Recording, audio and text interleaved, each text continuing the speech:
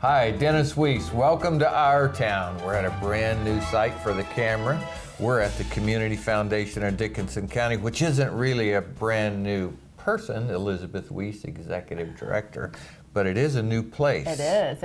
It's a new place. We are now located in the old Astra Bank building on the corner of 3rd Street and Mulberry, and we are using the north entrance for our guests to come and see us. It's a pretty cool place, so I'll wonderful. give John Kohlhoff a commercial here. Yes. So Astra Bank first, Astra Bank commercial. Mm-hmm. I think we're setting in a place that proves that economic revitalization starts with growth. Yes. So if Astra Bank weren't a growing, great community banking facility, they couldn't have built a brand new building up on Eagle Drive. That's right. And they couldn't have made this available to the business marketplace for repurchase. That's correct. John Kohlhoff couldn't have bought it and opened up what is essentially kind of a business generator. It is, and there's quite a few offices in the building. We have 3 offices that are towards the north entrance. I keep saying north entrance. But there's about 4 other companies that are located in here. Memorial Health Foundation has an office in here. Kelly Wilson and his business just moved in. And so we have some downstairs and some upstairs, and the place is hopping. And just so you know, this courtesy of Astra Bank's investment a number of years ago, this building sits on Eagle's fiber core. So the best of service that you can buy anywhere in the world is available in this building, which is just very cool for Abilene. It is, and you know, there's a couple of more spaces available, so come on and talk to John Kohlhoff and come on down and be a part of this wonderful new location that we have. I tell you, that's a pretty good commercial. We'll have to sell that to somebody, Dave. Yeah. So, but we're here really to talk about your organization, the Community Foundation of Dickinson County. So we're in September. Yes. We're just early in September. So you just concluded parade season. Oh, we had parade season. Yes, we did. We made a decision that we were going to try to make it to all the parades this summer, and we made it to quite a few. We didn't make it to all. We made it to 4 with our float. And the idea of why we did the parades was, you know, we are the Community Foundation of Dickinson County, and we support nonprofits. So we had this brilliant idea to have this float and have the Community Foundation as the base of the float, and then we had building blocks on top. And it started off with our, you know, our donors and our grants, and then it funneled down to our the nonprofits, area nonprofits, and then with the foundation of the Community Foundation. And it was a lot of fun. Hot. It was hot and sweaty on some, and a little cool on others. And then we decided, instead of throwing candy out, that we were going to message the Community Foundation, and so we purchased through Last Chance Graphic, who is also a local business here in Abilene. We purchased the reusable grocery bags, and had our logo put on and our address and our phone number. So we hope that we see a lot of these bags at the various grocery stores around Dickinson County, and that our message is going to. What color were they? They were black. I'll be looking for them. Black and white, and that's our logo. So yeah, so it was a lot of fun. Need to thank the board members that showed up and walked, and obviously Kelly McKenzie, who is the administrative assistant here at the Community Foundation, and we put in a lot of hours and a lot of walking and wave. We practiced our wave. Practiced the Queen Wave. So the first parade you went to was Harrington, wasn't it? And I'll point out that, you know, even the Community Foundation of Dickinson County has to go through growth cycles, right? Yes, we did. So Harrington is where you learned that cardboard is not an acceptable building material in the Kansas wind. That's right. You know, it was funny. We had spent hours, and I'm talking hours, Kelly and I, from like 8 o'clock in the morning till 4 in the afternoon, getting this float together on multiple days. And, you know, we truly thought we had it secured. And it looked fantastic, and Kelly and I went to do something, and the float went around to the corner, and the Kansas wind hit. So by the time we got back to the float, it was a little disheveled, but we put it back together and it looked great. And then, because we have such a fantastic board, our board member Richard Carlson says, you know what, Elizabeth, I can make this a little bit more stable for you. And he took our design and went to his shop and built it out of plywood and it worked great for the rest of the parades, and we didn't have any more incidences of things blowing over. So I hope people appreciate the story. So I tell it for, hopefully they appreciate Sure. it, or Britt let you tell it. But Sure. the reality of it is I tell it for a different reason, and that is it simply takes cooperation to make things work. Yes. And you're so blessed that you have this board of creative, cooperative people Yes. to make things Yes. work. But this whole program, Our Town, has always been about the cooperative value of making things work Sure. together. Sure. It is what drives small town economic development. The Community Foundation is a great story. I know this, I've seen this news out there a little bit, but you know, there's so much new at the Community Foundation. And I have to tell you, so we're 1st September, August was wet. It rained and rained Yes, and it rained did. and rained Yes, and it rained. did. Yes, it did. But I think it's also the first time that I have noticed you looking at how tall the soybeans are and how the Milo is doing. Yes, and there is a reason for that I want to give you time to talk about. Yes, today. we have a new, I guess it's not a new program, but new to us. We have created a holding company, CFDC holding company, and we are now accepting land.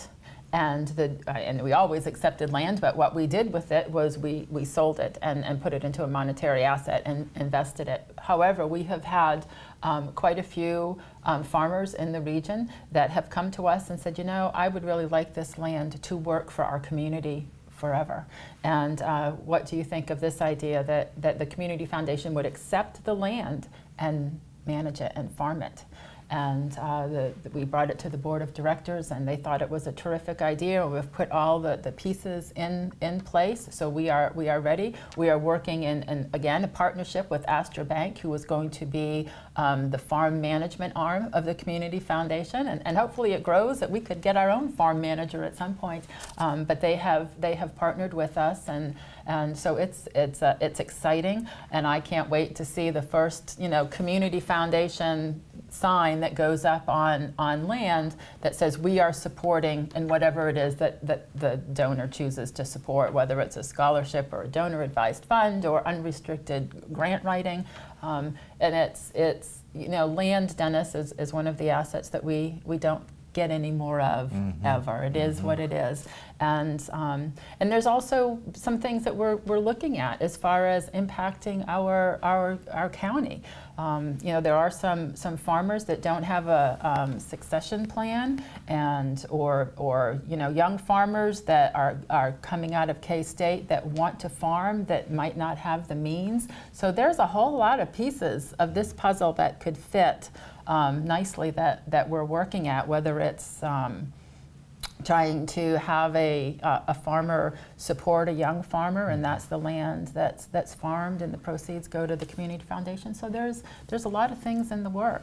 I think that has to be one of the most exciting things to me personally, as a person who grew up on the land, in the land, with the land, watching farmers age out in Kansas, and watch as they approach that time, seeing on their face that they don't know what's going to happen to their land. Sure. This could change that. Absolutely. If it changes it for one person, Absolutely. it's world changing. Absolutely. If it changes it for two, it's unbelievable, and it will. This will be an opportunity, I think, that's truly generational impact. I just applaud the fact that you're doing it. Thank you. And that the board is so supportive of it. Yes, absolutely. And I look forward again to getting our first farmer in here that says this is what we want to do. And we had to get our ducks in a row. Sure. Quite frankly. So they're in a row now, and we're ready to move forward. So is there a little mama duck and little baby ducks in a row? Could be on the farm. I don't know. Grain. Yes, the gift of grain, yes, is also that we have started. So how easy is that? You go to the elevator and you say, we want to donate this to the Community Foundation of Dickinson County. We get contacted and have the account, and we sell the grain, and it's a tax write-off for the farmer.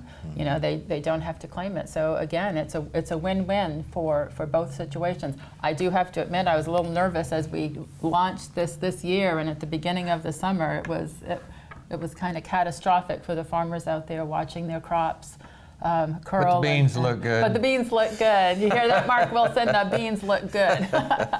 So, you know, I think about business. One of the keys to being successful in business is to make it easy for your customer. Yes. So yes. making it easy for the donor community is one reason that you're doing grain, and one reason you're doing land.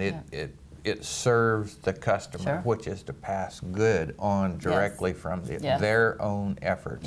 And it'd be great to pull up and go drive your 49 Chevy full of grain to the elevator because it's sentimental to you, and say, this goes to the Community Foundation of Dickinson County. Yes, and then it comes in and it goes back out in the forms of grants to our area nonprofits and schools, and it does a wealth of good in our community. And speaking of grants, we are starting our fall grant cycle Monday, September 17th. It will run for 6 weeks.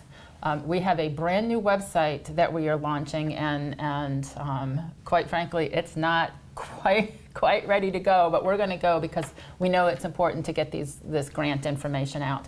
So new for the first time, you are going to be able to go online at communityfoundation.us and apply for your grant online, upload all the documentation that needs to go with it, and submit it that way, instead of having to download it and type it or print it out and mail it. So we're trying to make it as easy as possible for these nonprofits, and our scholarships will be the same way. There's a lot of our nonprofits in the area are running on a 1 or 2 skeleton crew, and quite frankly just don't have the time and or the money, quite frankly, to print out these applications and do all this. So we decided, or I decided early on, and brought it to the board and said, I really would like to streamline this for our community.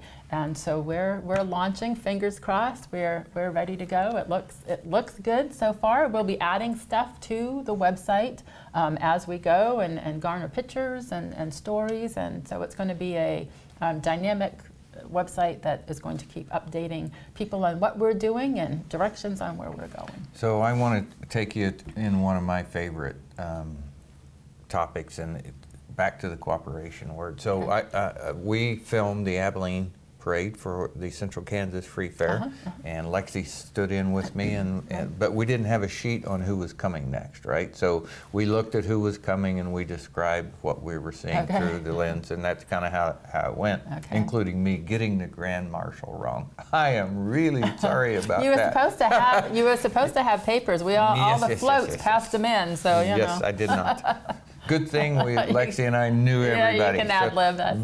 But here is the point about what the Community Foundation float came along. The Community Foundation float was not just the Community Foundation. It was not. Tell us about it. We invited, not only did we have the names of the area nonprofits that we support, but we also opened it up to area nonprofits that wanted to join us. So Great Plains Theater had kids on the float. The Arts Council had people on the float. The rural playing the violin. Yeah, they were playing. They were with the Arts Council. They do violin lessons there.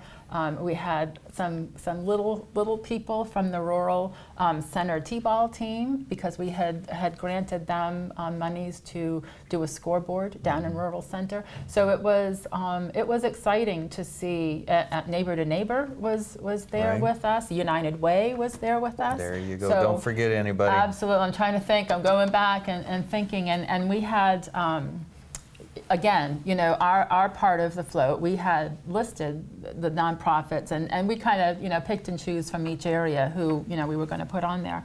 But again, the Community Foundation supporting the area nonprofits, and it was just another way to support them, was to offer them this vehicle that we had, and it was wonderful. I had to laugh because hearing the story at home. Sure. You know, you were telling me we're going to have a 23-foot trailer, and then the morning of, you had a 55-foot trailer. We did. And it was full. When it came in front of our TV stand, it was full. It was. So I was inspired by that. Good. That cooperation from all those people Sure. that you named. Sure. They cooperated with you as well as you cooperated with them. But if there's anything I'm probably going to repeat over and over and over again in 2019 on camera, is this. We should feel compelled to find at least one other organization who will cooperate with us Sure. in anything we do. Sure. If we did that well, we would change the outcome of our community drastically higher than if we do it alone. That's right. We just finished with Chisholm Trail event at Old Abilene Town, and I saw different organizations Sure. working. I saw volunteers coming from different groups, and it was a great event. Sure. If we want it to be greater, bigger, it'll take more cooperation than we had this year. That's right, Simple. and that's a great Simple. segue, because I'm going to steal what you're just saying. Maybe Take you're throwing me softballs, I don't know, but it's working out well. We are starting again our Youth Advisory Council that has kind of been dormant for a few years. For those of you who are listening that remember Judy Burgess, she was the librarian here at Abilene Public Library, and she was on And the a school teacher forever. Yeah, and she was on the board of the Community Foundation and had a passion for youth. And the Community Foundation had received funding from the Kansas Health Foundation originally to start the Youth Advisory Council. And so, matter of fact, I just had a meeting last night. 4-H was involved, and Leadership Dickinson County was involved. And we're going to see, again, by cooperating and sharing ideas, that we can get this Youth Advisory Council going again. It's important. You know, we have the leadership aspect, you know, that's going with 4-H and their spin clubs. We have the leadership part for Leadership Dickinson County and their youth programming, and the Community Foundation wants to partner with both and incorporate philanthropy and community service, because that's who we are. That's what we do, and we need to start this high, teaching them the tenets of leadership and community projects and philanthropy, and then we're building greater and citizens that no matter where they go out into the world, hopefully they will realize the training that they received here as youth and want to be leaders in their communities and give to their philanthropic organizations. Hopefully they'll all come back and be right here in Dickinson County, because that's what we want. But a lot of them do go off, but we want them to have that basic training, and those are skills that are so important for our future.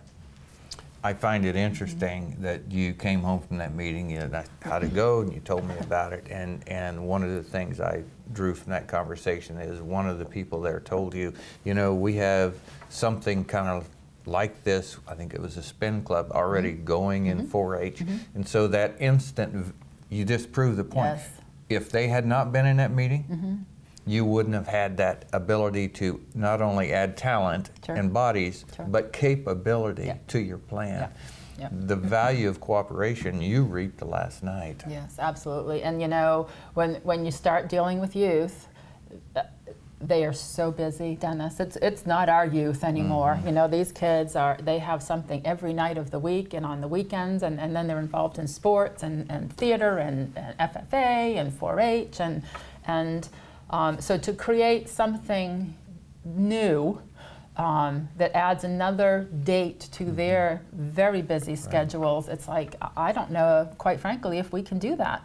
I think, and that was the impetus, if you will, of trying to get everybody together to say, this is already going on. How can we piggyback on this structure that's already working versus adding one more thing to their schedules and so you had a couple of choices there. You could have just given up and said, okay, well, we can't do a youth council. Scratch that idea because I can't control it all myself. Let's just scratch the idea.